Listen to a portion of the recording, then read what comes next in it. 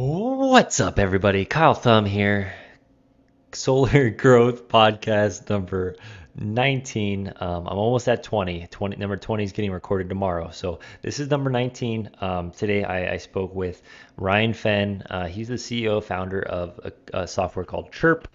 It's a great software for people to automate their follow-up process, to kind of get everything that you need in one place to follow up with leads and to make your life much more simple. It's a great software. I'm a big fan of the guy, and he just gave a lot of value regarding text message marketing, regarding the follow-up process, regarding how he recommends they set up slow drip campaigns, how we are able to pull people back into the fold even if they've been deactivated for 6 months. All kinds of fun stuff that I think it's important that anyone who isn't feels like they're missing something with their follow-up process. I think this interview will be super helpful for you. So here we go, Solar Growth Podcast number 19 with Ryan Fenn.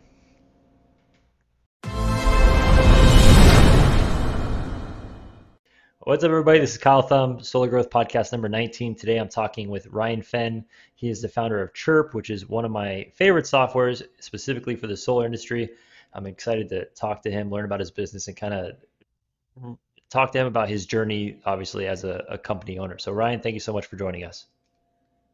Thank you, Kyle. Thanks for having Yeah, me. man, Appreciate it. for sure. So I think for some reason I was really excited to talk to you because I don't think I've talked to someone who's like started their own software company before, obviously. And it's a little bit different than the people that I typically talk to that are usually solar pros. But I know that you have some experience and understanding of the solar industry. But can you tell us a little bit about Chirp and kind of your background, how long you've been doing it, and why you Sure. created it in the first place? Yeah, I'll go. I can go pretty far back. I my first business was a windshield repair business 12, 13 years ago. I would fix windshields, like little chips, in the windshields. And about 6 years ago, I decided that I should turn that into an online course. And so I started teaching people how to start their own windshield repair business. And we started generating leads online, and we started texting them, and it was very, very effective. We were turning leads into appointments and appointments into sales very effectively. We closed about $2 million in course sales.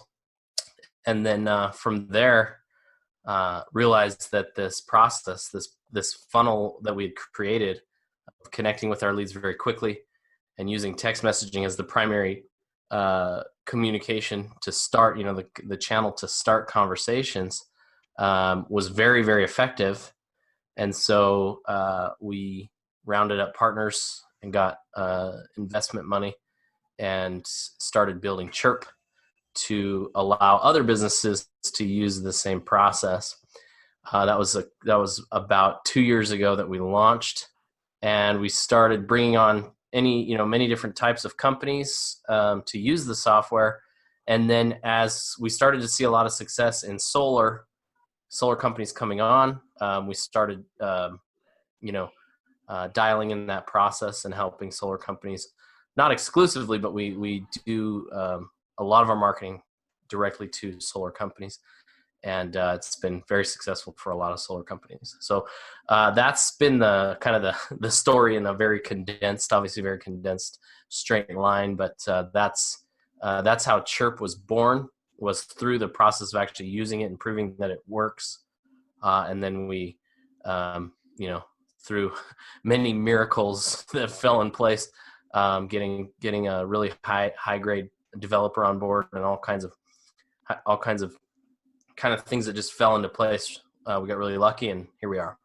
So, Very cool, man. Well, congrats. It sounds like you guys are having quite a bit of success. Obviously, you're cruising along, and now you've gotten to a point where you're helping tons of businesses, and that's so cool. yeah, Yeah, it's like any other business. I think at every level, your hair is always on fire, but we're doing well. So. isn't that the best? The putting out fire. But it's what's the old saying? Like, I would rather work 80 hours for myself than work 40 hours for somebody else. And I think Yep.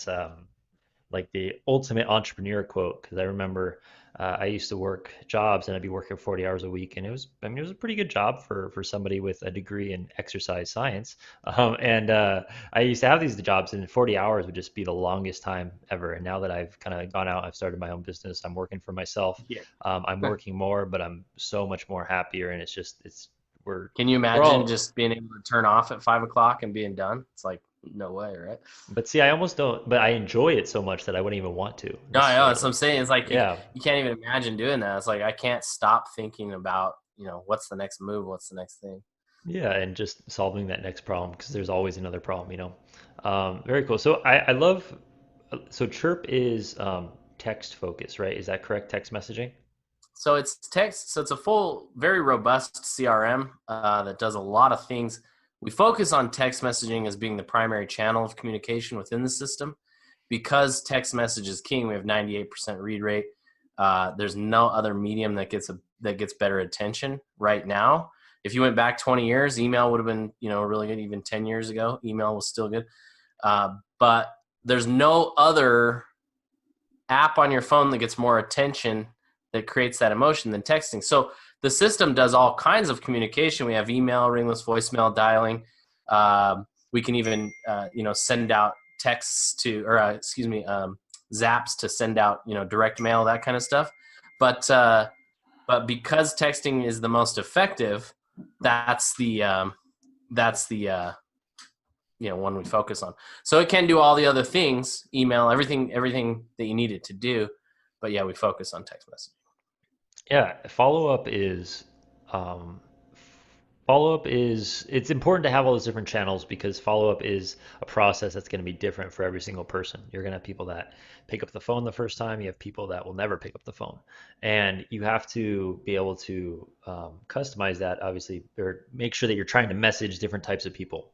Excuse me. Yeah. Um, and I think one of the things that people, at least specifically in the solar industry, and I'm sure most industries, what they do is they generate a lot of leads, they have a lot of opportunities, they have a full pipeline, but they don't necessarily have that follow up automated. So any software that can help you to automate that follow up is, I mean, it's so important because even if it brings you a few extra deals every single month, I mean, that's a ton of money that would have otherwise been left on the table.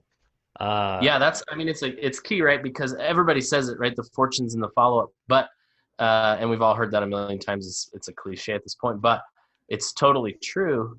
The big problem with follow up, though, is it becomes another job, and you're unable to manage both without either an assistant to do it for you, where you're paying somebody a lot of money to do it for you, or you're using some sort of automation. Otherwise, if you're doing your follow up, you're not doing your other job, and if you're doing your other job, you're not doing your follow up, right? And so it's almost, if you're generating any type of volume of leads online, doing it manually is, I mean, next to impossible. It for sure. There's always going to be people that slip through the cracks, and you're not going to be as timely as you would like. And as we all know, I mean, time is of the essence when you have leads in your pipeline because timing is huge. Um, can you tell me a little bit about like what is your, because obviously you have more experience, you probably have more data than most people that I would ever talk to about how what it kind of takes to have a successful follow-up. Can it kind of give us maybe some tips or an outline of like what your philosophy is? Like how well do you balance text and email? What is your philosophy as far as timing goes? What kind of insights do you have from that?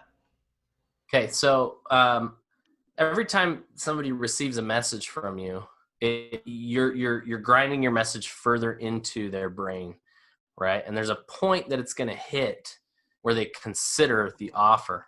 Sometimes, depending on where they're at, right? A lot of your followers do Facebook ads, right? And those people clicking on those ads could be at any stage of the funnel. They could be somebody that is brand new and never seen anything about solar and just seeing the ad for the first time and going, "Huh, I'm interested in that. Let's take a look." Or it could be somebody that's already doing a lot of research and is further along the path than that other guy, and he might be a lot closer to, but we don't know that, right? Because we're doing disruptive advertising. We're showing it to everybody, not people that are just searching for solar, right? And so every time you hit them with a message, we're driving that point further and further. And so it's hard. One of the difficult things with Facebook ads is to know, like, how many messages do I need? Because like I said, you might get somebody who pops on the first message because they were already further down that funnel, right? Whereas another person might need 2 to 3 months of nurture before they're going to even consider responding. I can't tell you how many times we've gone into our system and gotten a response from somebody that you look through their messages and there's like 20 follow-up messages that you never would have, and as a normal salesperson, you never would have texted this guy 20 times, right? You never would have sat down and you would have given up after 2 or 3 times. But because the system doesn't give up, it's a robot, it's never going to stop. It's consistently following up. And that person each time read the message. We know they read the message, right? Everybody reads their messages. And so each time they're getting a little closer and a little closer. And then finally something makes sense and the timing is right and the message goes out and they finally go, okay. And you'll see a response says, hey, call me tomorrow. And it's like 20 messages. And finally the guy responds, hey, call me tomorrow. And now we have a new sales opportunity. Right.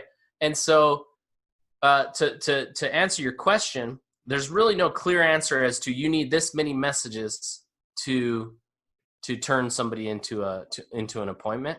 But we know that each time you're driving that nail further in, right? And it's going to hit that point where they finally go, okay, either tell me to stop messaging them or they're going to respond, right? We're going to get one way or the other. And so because we're doing that we're getting people at every different stage of the funnel, you just have to put in those messages and keep that follow-up going until they do. Now, if I can answer your question slightly, we try to be aggressive for the first 14 days. 7 to 14 days, we're going to be aggressive with our follow-up. A message every day for the first few days, skip a couple days, few days, skip a couple days, up to 14 days. So we're probably sending over 14 days, we're probably sending 7 to 10 messages. We might sprinkle in 1 or 2 ringless voicemails in that time. And then, of course, we're calling the lead. You got to call the leads too. Even if they don't respond to the text message, you're going to have a higher answer rate on your phone calls because they're getting those messages and it's not an unrecognized number. And we're driving that nail in a little further, right? So we call. I've watched your stuff. Calling is critical, but it's not the end all be all. And then after 14 days, we're going to put them into a slow drip campaign that's going to drip a message on them once every 30 days, 15 to 30 days. And it's going to continue to drip messages on them until they respond. So, we're not hounding them at that point. We're not hitting them hard, but we're going to send out a message because you never know, in 6 months, a text will go out and it'll say, hey, you inquired about solar a while back. Just wanted to follow up with you, see if now is a good time. And they could be in a completely different phase of their life. They could have a new house. They could be in a completely different situation. And that message hits and they finally go, oh, you know what? Yeah. Or maybe they just got pitched solar by somebody else, right? And you go, hey, and you you steal that deal, right?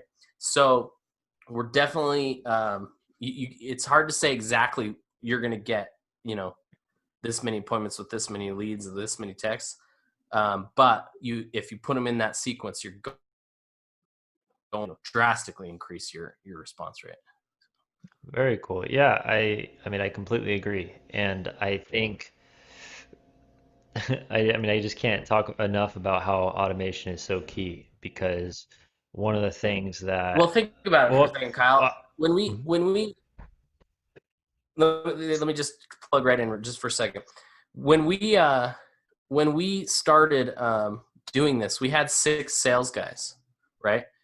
And once we started automating, we scaled back to 1 sales guy. It's kind of sad. It's kind of a sad story because people lost their jobs. But the 1 sales guy was able to manage the same amount of leads and close more deals because he had this system doing all the work for you. If you have, let's say you have 10 leads coming in every day, that's 300 leads a month. If you're sending them 10 messages, that's 3,000 messages. The idea of somebody sitting there and sending out 3,000 messages a month is, that's you're not going to do that, right? So yeah, Definitely. the amount of work that automation does for you is huge. Yeah, definitely not. You definitely, I mean, at least I know I wouldn't send that many text. I can't even send 30 text messages. Um, Right. One of the things I think though is when you think about it, you have to make it as easy as possible because there are going to be people that you send messages to for 6 months, 7 months, 8 months, and then they finally say, "Stop it, leave me alone," you know? And I can't imagine the frustration if I had been manually texting this person for 6 or 8 months and they told me to stop. I'd be like, I wasted hours of my time. So having those, once again, follow up. And one of the things that I typically recommend for people is always automate it as they get colder for the most part. I mean, you can have more customized, more personalized outreach when they're still a hot lead and they kind of have your majority of your attention. But once they get to a certain point, like one of the days you mentioned is 14 days. Typically, when we're working, like we look at like 10 days, like whatever that number is that you think is where when once people get to that point there, I mean, they're kind of a cold lead. You Yep. can kind of take your attention off them and then put them in the automated sequence and then what's going to happen is it's going to be like a pleasant surprise when one of them replies like, hey, I'm interested now, and you don't have Free to money. necessarily, yeah, it's free money. It's money that's left on the table if you don't follow up with them. And that's super important. So with your slow drip sequence that you said once a month after I believe 14 days was what you said. Yep. Can you tell me about like what kind of numbers do you like even do you have any idea what percentage of people actually ever get reactivated from a slow drip campaign? Because I feel like a lot of people probably neglect it just because they don't think that there's ever going to be any results there. But I mean, even if it's a small percentage like 5%, it would be kind of stupid not to, correct? Yeah, for sure. It's hard to say like an exact percentage, but if you think about it, yeah, most of your sales are going to come within that first 10 days, right? Most of your appointments are going to come from the hot leads that come in, right? And so, yeah, I couldn't give you a number right off of my head, but right off the top of my head, but if you think about, let's say 80% of your sales come from that first 10%, those first 10 days, right? Then you have 20% of potential sales sitting there that nobody's ever going to get, right? Nobody that's not doing automation is going to get those sales. And so they're sitting there, and there's probably a potential of 20% of additional sales over a period of time that you're missing out on because you're not consistently following up those leads. Most sales floors, most people are going to, I mean, their leads die at that point when they stop automating, when the 10 days or whatever it is, they have an aggressive call campaign or whatever. Some will go up, 30 days aggressive call campaign. But then at that point, that data is dead. There have been a lot of people that have come to us and said, hey, I got these leads that are like 6 months old. And they start reactivating the leads because they had never done anything before to to um, to follow up with those leads. And so I wish I could give you an exact data point, an exact number, Well, I mean, but it's so I'm sporadic. sure it's 100%. I'm sure it's varies dependent on industries, but I mean, it Oh, it's really, yeah, it's yeah, yeah, for sure. industries across the board, right? So, but the point is, there is a large portion of sales sitting in your data, and what's cool for us is we can spend more on ads, we can be more competitive on our ads because we know we're going to convert more. If somebody sits down and says, "Oh, I'm spending $50 a lead, and only X amount are answering the calls, and it's costing me like $2,000 to get a deal," it's not going to work. Whereas we come in, we can spend that same money knowing that we'll probably get another deal, and that cuts it right in half. 1,000, and then it's $1,000 a sale. So you can be more competitive with your ad spend when you know you're going to get more on the back end. Yeah, for sure. And you if you know that what it's going to do is it's going to bring down your acquisition cost compared to people who aren't following up, right? The cool And thing about solar and your followers is that one sale is it's makes once such a huge one difference, right? sale You know, could yeah, be the difference yeah, between a poor or a good month, exactly. which is Yeah, insane. And that's obviously yeah. when we're talking about even if having a follow up system can um, help you to bring one additional deal per month that you wouldn't have otherwise. I mean, not only does it pay for the software, but it pays for itself. One of the Yeah, things that with us, we tell people is like, hey, you get one sale a year off of doing automation. You're going to cover all your costs. So imagine if you're getting one sale a month. For sure. Yeah. So equally as important as the timing, like when you're, let me ask you this question before I completely shift away from like when you're sending messages. Have you noticed that there's Sure. any specific response rate to text messages, like any specific time of the day? Like, do you have any advice that you typically give people if they're looking to schedule at a time where they might get more likely for people to answer? Not a specific time, but you do want to stagger your times. So if you sent a message in the morning on day 2, send a message in the afternoon or evening on day 4. So it's not necessarily a better time. I do try to avoid mid afternoon, like 3 to 5 o'clock, just because that's when people are the most irritable. There's a stat that says between the hours of 3 to 5, hospitals treat more humans biting other humans, than any other time during the day. Because it's just the most irritable time that humans, 3 to 5 is when we're like ready to be done, right? And so I try to avoid that block, but um, but yeah, you want to stagger. You don't want to message. You don't want to set your campaigns that all messages go out at 10 o'clock every day. You want to stagger 10 in the morning, 6, evening time, noon, whatever, so that you're hitting them at different times, and it's not just it doesn't become they don't become deaf to the message if it's just hitting at the same time. You've probably seen it where you get emails too often at the same time, and that you become blind to them because you're used to them coming in. Well, it's also, I mean, the thing about text messages is even though we do automate it, the customer doesn't always know that, right?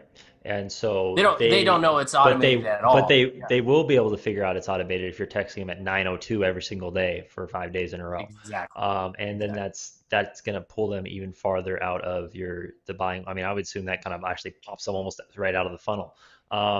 Just because it's disingenuous to obviously come off that way, and or I mean, I don't want to say disingenuous, but it's just something that Well, you once want to somebody make, you says don't the want to make bot, it obvious that you're using software to automate your personal conversations with your clients. Um, exactly. so I I have a question for you, which is, do you, because I have an answer and I want to hear if you have a specific one. Is there a favorite message for you to send or for you to recommend for other people to send that you found to have a lot of success? And it doesn't necessarily have to be with cold leads necessarily, but like just one kind of like a golden nugget. And if you have one, then I can share mine as well.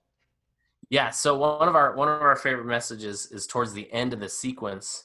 We will reach out and we'll just say point blank, um, "Hey, I haven't heard from you in a little while. I'm a little worried. Are you still?" I'd have to pull up the exact wording, but the point of it is that we're saying, um, I'm worried about you. I haven't heard from you.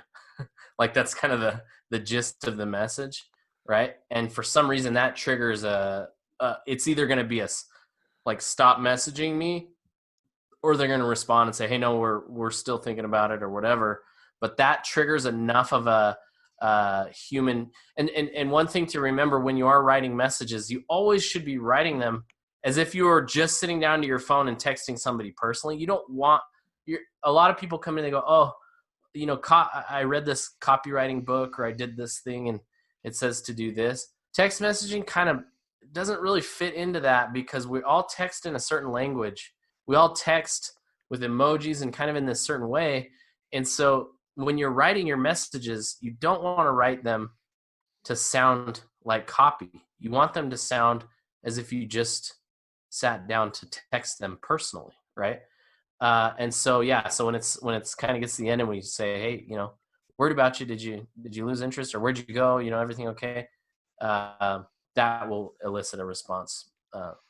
Pretty much, quite a bit of the time. So Very good. That's not one that I've tested before. So the one that I love to use is I've probably spoke about it before on the podcast, but it's from the book Never Split the Difference. And basically it's just a simple text that says, "Hey, have you given up on blank?" Right? hey, that's actually that's enough. Yeah, have you given up on? Yeah, Yeah. that's So that's and a really good. with Yep. solar, what we do is we say, "Hey, have you given up on lowering your electric bill?" Like that's like because no one's going to say yes, I've given up on that, and it creates a response where they're going to say, "Hey, no, I haven't, but he like the reason I haven't talked to you is because of this." And it's very good at reactivating people because you want, number one, it's powerful because no one wants to be a quitter. And number two, it connects them to not necessarily the product that you're selling, but obviously what they initially opted in for, which is relief, bill relief, cash back, whatever your hook is.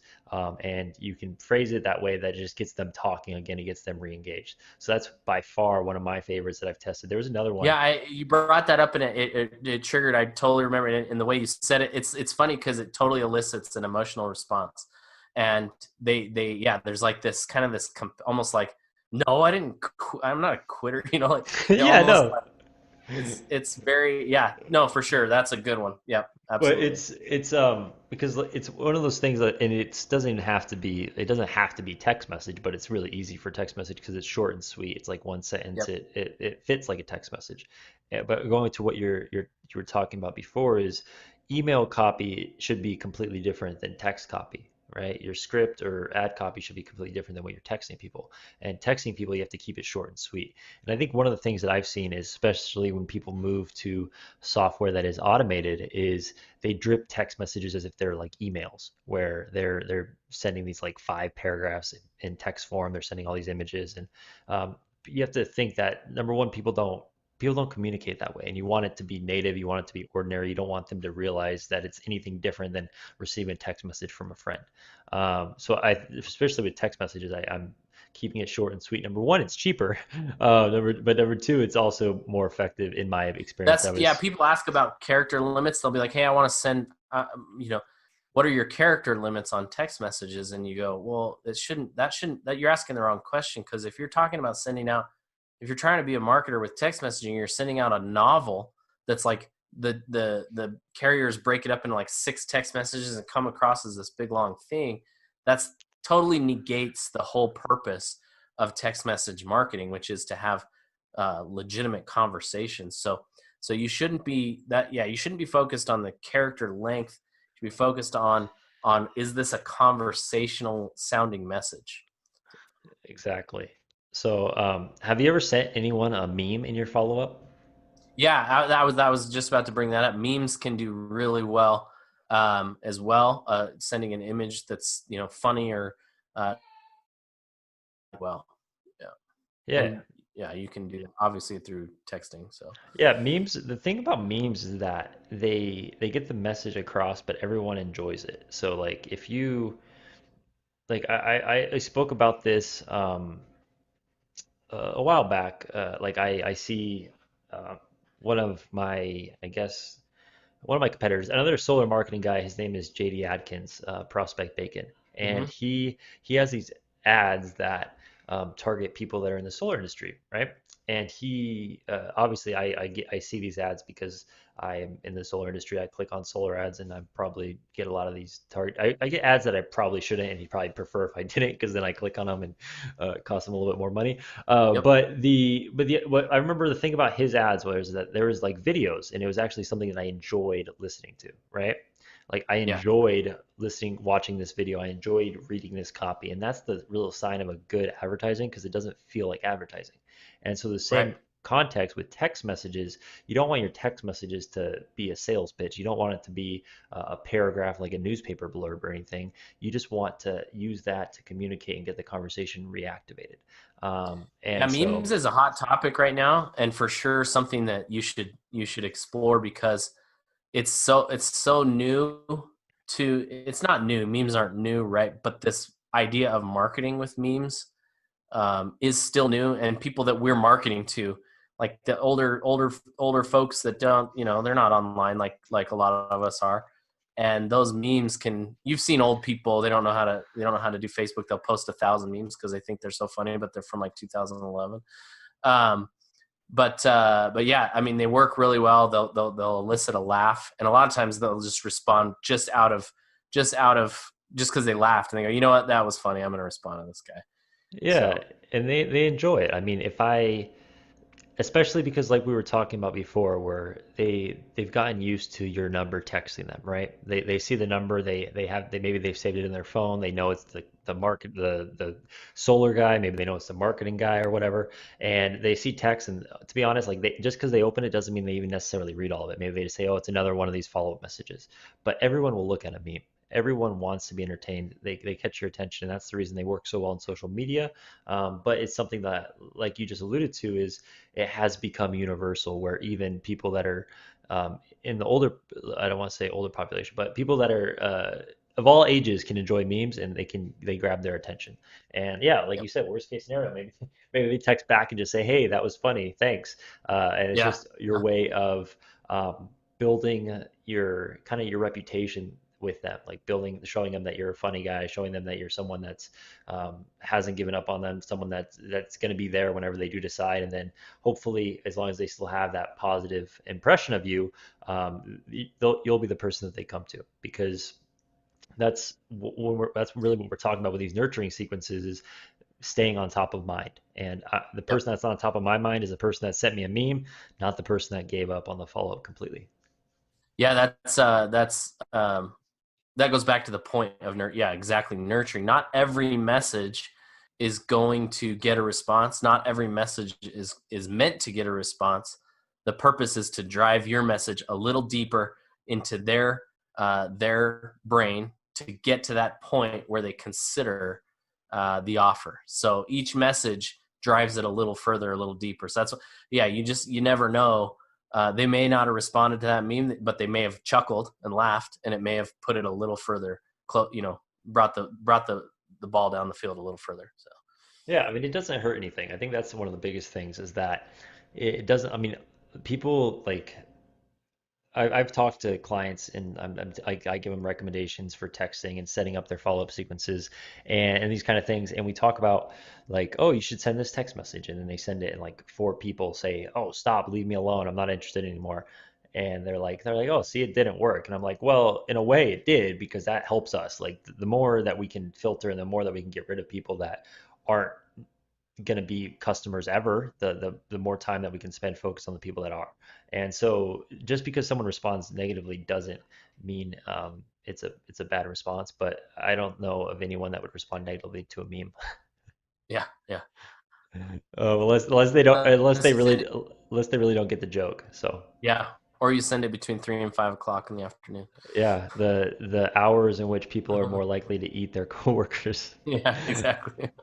That's funny, but I've never, very rarely do I hear something like a statistic like that I've never heard before, and it's so true, because everyone in the afternoon, they're just frustrated with everything. They're Yep. they're probably full because they ate a crappy lunch. They're sitting at their desk. They are just watching the clock until 5 p.m. They're all Highly that caffeinated, highly trying to just caffeinated. Yeah, they're just like waiting. They're like kids in school waiting for the bell. And yep, that's yep. funny. I've never heard that. Well, cool, man. I don't think I have anything else. I guess one last thing I want to ask you about is, um, what is your thoughts on texting somebody like as soon as the lead comes in? So like as soon as you're top of mind, maybe even texting before you call somebody. Like what are your thoughts on that? Or how do you use text messaging around, um, how do you use text messaging as parts of your campaign during the like very initial follow-up? Yeah, I always text the moment that they submit their information. The stats are very clear on how fast we need to connect with leads. Online leads, whoever did the study a few years back, I think it was Salesforce or it was Inside Sales, which is an app for Salesforce. One of them did a study that said, and I can't give exact numbers, but after 5 minutes, the chances of connecting with that lead at all drop very like exponentially, right? If we don't connect with them within 5 minutes. That study was done several years ago. I remember talking about that study 5, 6 years ago. And so you can only imagine that our attention spans are even shorter now. Excuse me. And so we only have a very short window to make a positive connection with that lead. Imagine you knocked, okay, what we're doing is digital door knocking, right? Imagine you knock on the door and the person opens the door and you say, hey, I have, I'm Ryan with whatever solar. We're doing a solar, whatever it is. I don't do door to door, so I don't know the pitch, but whatever you say, that first line, and then they say sure, and then you sit there for 5 minutes before you respond. That's what you're doing if you're waiting to get a hold of your leads when they submit their information. They're basically right then saying, yeah, I'll listen to what you have to say, and you have that small moment to connect. So with texting, I get the text message out right away. I did 125,000 leads through this process through my course. We had like an 80% engagement rate with our leads. And so we text first, then we call, depending on the funnel. If you're in solar and you're sending the text, maybe you're sending a link to a video to watch. You might do that and wait to call them after they've watched the video. We can track their click. If we send them a video and they click it, we can track it, and we know they clicked it, so we can then put them into another sequence that follows up with them a few minutes later that says, hey, thanks for checking out the video, what did you think? If you're doing that, that's great. But if not, and you're just sending out a text message that says, hey, thanks for your interest in our Zero Down Solar program, do you have a moment to chat right now? If they don't respond, we'll call them right away. If they do respond, it's usually with no, but call me after this afternoon. Then I'll put them in to call them that afternoon. So 100% of the time I start with a text message the moment they submit their information, and then go into a call sequence. That's yeah, I completely agree. That's something that we've tested. I think the initial text message, you want to keep it simple and short, just like the version that you said. Don't add too much. But then it's also super important too that whatever channel they're coming from, whether it's a Google ad, whether it's a YouTube ad, whether it's a Facebook form, whether it's a Facebook, like a landing page, like you want to make sure that the thank you page kind of walks them through the next steps. But the reason that this is important for the calls is because it's going to make you look incredible. It's going to make you look like a superhero that's super professional. If yours says, great, I just got your information, I'll be giving you a call here in the next couple minutes, and then 1 minute later they get a text, and 1 minute later they get a phone call. Like if you can do that Yep. and do it properly, it's going to obviously increase the chances. Like you said, I think that I remember the number that I've heard before is like after 5 minutes it's like 600% less likely or something. I don't Yeah, know if that's that yeah, sounds right. it's It's some and that's number. insane. Like that's an Yeah. insane amount when you think about it. 6 times less likely to get a hold of somebody if we don't get a hold of them in the first 5 minutes. Think about And how long 5 minutes is. And when you're online and you're scrolling through, you submit your information, 5 minutes, you could be 10 websites away from submitting that form in a completely different frame of mind. I could be So watching videos of goats for all I know. I mean, I don't. I 10, don't know. 5 minutes is I don't want to get no, into no, no. what these. Well, I was trying to think of like, so I'm a fan of the Joe Rogan podcast, and I remember Yep. they always like go down these side holes because it's like the complete like man cave podcast, like the man Oh cave yeah, podcast where you yeah. just start talking about animals, and you're like, Whatever. Yep. and you just sitting here, and I'm like, of course, because I have like ADD completely, and I'm like, I sit here and I'm like, oh, I wonder what would happen if a goat and a pig got into a fight, and I go onto to Right. freaking Yeah. And then YouTube or whatever, and you're like, oh you're my 20 gosh, you're 20 yeah, YouTube videos later. Yeah, yeah, and then somebody calls and says, "Hey, you want to talk about solar?" And you're like, "What are you talking about? I don't remember anything about that." And you have to like fight to get them back to that state of mind, right? Where you're like, "You yeah. remember you put in your information?" And they're like, "I don't remember." Oh, yeah. So you Well, you know it's you have to. important. It's important to be ready for that. Obviously, you wanna cut that down as much as possible, but it's still gonna happen even if you get them on the phone 2 minutes later. Yeah, Um, everything we talk about is not a magic bullet. It's increasing the percentages, right? It's yeah, not like just doing this is going to all of a sudden triple your sales. It's increasing your percentage on each thing. It's like, hey, some people go, "Oh, I'm having a great response and I'm doing great," and you go, "Well, if it's 50%, let's try to get it to 60%." So for sure. All right, so the last thing I want to touch on is I want to talk a little bit about email and voicemail drops. Specifically, well, email. What I found is I found email to be a pain in the butt because even when you're able to figure out your deliverability, people just don't seem to really respond to emails anymore. And voicemail drops are an interesting one, but I feel like people that use voicemail drops tend to abuse them. Can you give us just a little bit of your insights as far as how those two are currently used and if they're still effective?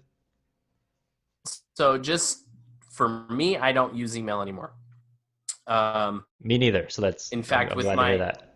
with my course, I did $2 million in sales. I never sent an email.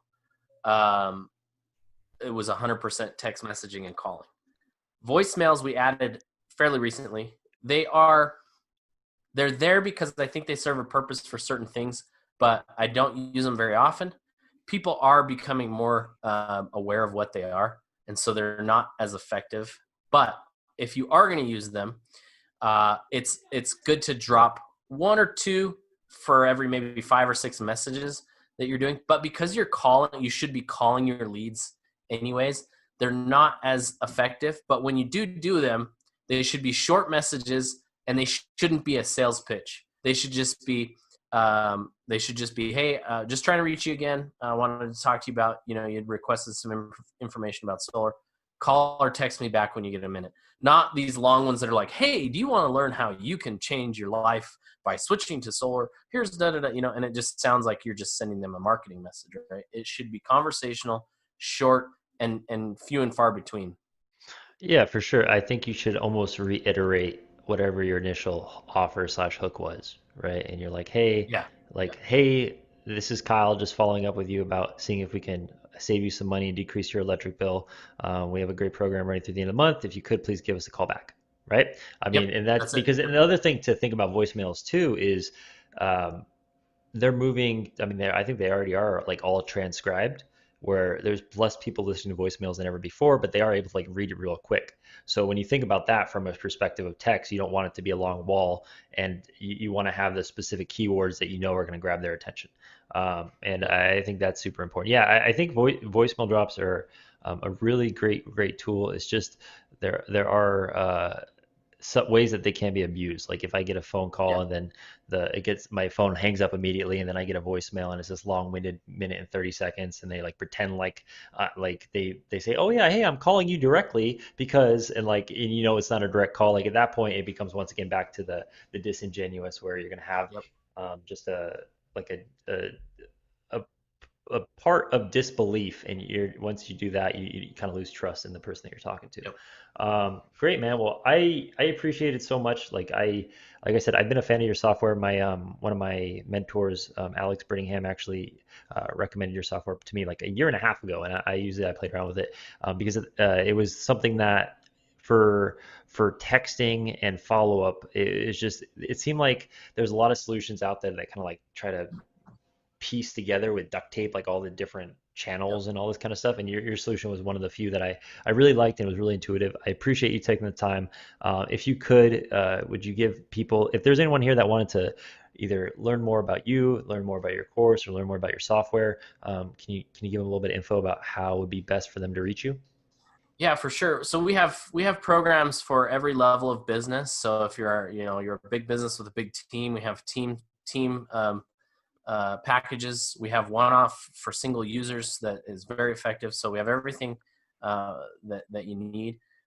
It's very easy. We do require that you go through a demo. Our software is very complex, and it has a lot of solutions. And so we don't offer a sign up on our page because we want to make sure that the person coming on understands the power of the software and can actually use it.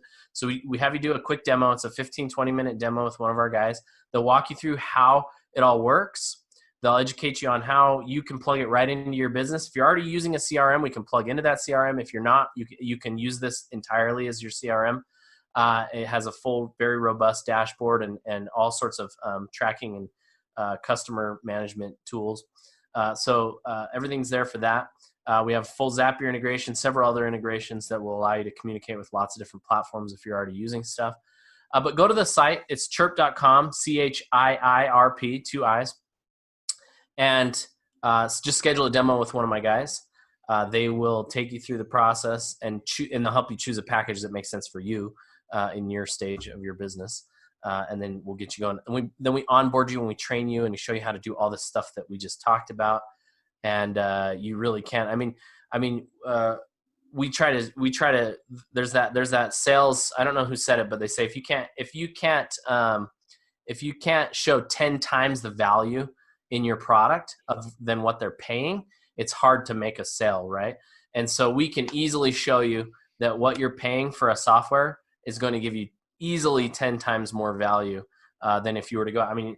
The only other way, right, is to hire somebody to sit there and send text messages for you. So that's going to be a lot more money than paying for a software. So yeah, schedule a demo. Come check us out. We're happy to answer any questions you have and help you get going and communicating better with your leads. Awesome, man. Do you have any templates specific for the solar industry? Oh yeah, we do absolutely. We have pre-built campaigns, the full 90-day, the one that I talked about with the monthly drip campaigns. We have the aggressive 10-day drip campaign. We have the immediate text the moment that the leads come in. And then we have all the tags and everything ready to go. So when you do sign up, we can plug all those into your account, and all you have to do is turn on the leads and pump them in, and the system starts texting. You can do some editing to the. You can change these messages to what your company name, or if you want to make some changes that'll fit you a little better. But we have stuff already built in and ready to go. Awesome. Templates like that are able to save, obviously, what we all care about most is time. Because if we can save more time, we can spend more time doing what we do best, which is hopefully closing more deals. Awesome, Ryan. Thank you again for your time, man. I appreciate it. I hope you have an awesome rest of your day, and we'll do it again sometime. You got it, Kyle. Thanks, man. Have a great day.